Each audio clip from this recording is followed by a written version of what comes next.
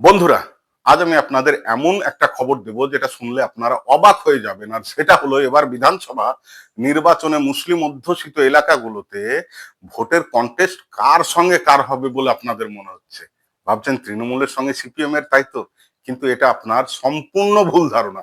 এবারে মুসলিম অধ্যুষিত এলাকায় কন্টেস্ট হবে সিপিএম এর সঙ্গে বিজেপির। হ্যাঁ, ঠিকই শুনলেন। আমি কথা বলছি ভোটার লিস্টে বিচারাধীন করে রাখা মানুষের চোখের দিকে চেয়ে।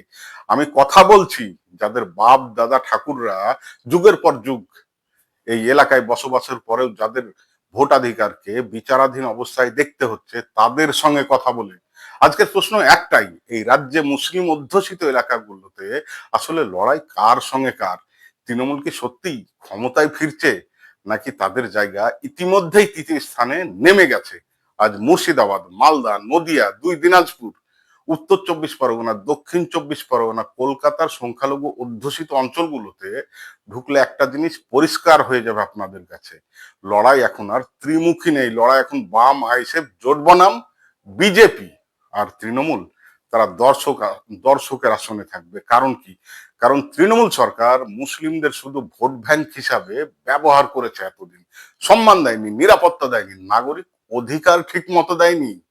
মমতা ব্যানার্জি নিজের রাজনৈতিক ক্রেডিট বাঁচাতে যা করলেন, ভোটার লিস্টে নাম কাটার নামে মুসলিম পরিবারগুলোকে বিচারাধীন করে রেখে দিলেন। এনআরসির আতঙ্কের মতো পরিস্থিতি তৈরি হলো। এসএসসির মতো চাল আর কাপড় যাতে আলাদা না করা যায়, তার জন্য সুপ্রিম কোর্টে গিয়ে মুসলিমদের উপর বিচারাধীনের খাড়া ঝুলিয়ে দিলেন। আচ্ছা বলুন তো, এর আগে সারদা বলুন, নারদা বলুন, এসএসসি, টেট সমস্ত কেসের ক্ষেত্রে সুপ্রিম কোর্টের সবচাইতে বড় বড় উকিল ব্যারিস্টারদের দিয়ে লড়াই করাতেন।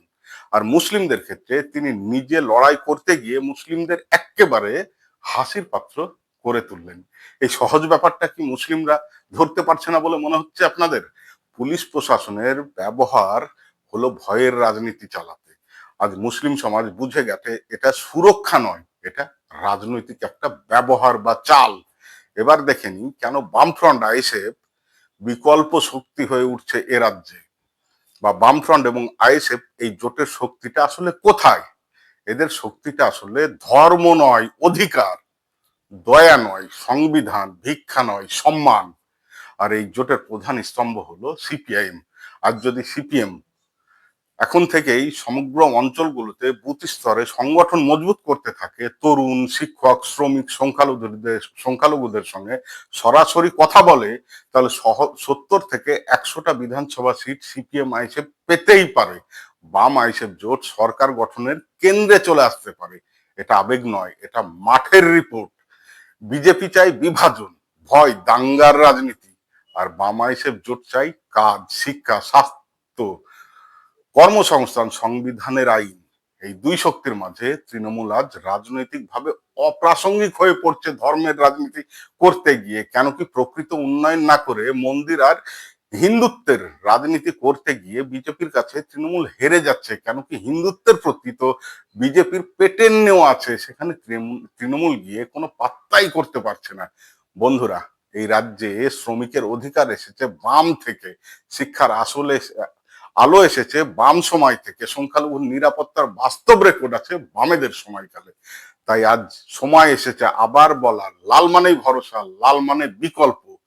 সিপিএম মানেই সংগঠিত প্রতিবাদ। আপনি যদি চান ভয় মুক্তি রাজনীতি, সম্মানের নাগরিকত্ব, ধর্ম নয় অধিকারের শাসন, তাহলে আজ থেকেই প্রশ্ন করুন, কথা বলুন, সংগঠিত হন। লড়াই শুরু হয়ে গেছে, এবার ইতিহাস লিখবে মানুষ।